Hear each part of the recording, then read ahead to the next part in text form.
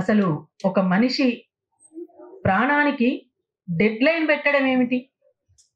ఎప్పుడైనా మనం విన్నామా ఇది? ఫలానా సంవత్సరం, ఫలానా నెల, ఫలానా తేదీ, దీని వరకల్లా మీరెవ్వరూ కూడా ఉండడానికి వీల్లేదు, మేము చంపేస్తాం, నిర్మూలిస్తాం, మీరెవరు కూడా ఉండడానికి వీల్లేదు అంటే ఈ దేశం నాది, ఈ అడవులు మావి, ఈ దేశంలో ఉన్నటువంటి సంపద ఈ దేశ ప్రజలకి చెందాలి అనేటువంటి వాళ్ళు నిజమైనటువంటి దేశభక్తులు.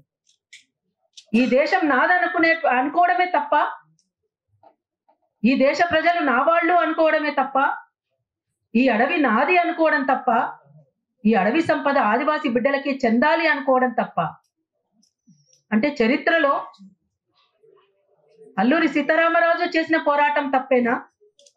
కుమ్రం భీం రామ్జీ గోండు చేసింది తప్పేనా? సమ్మక్క సారక్కల వరకు చేసినటువంటి పోరాటం తప్పేనా?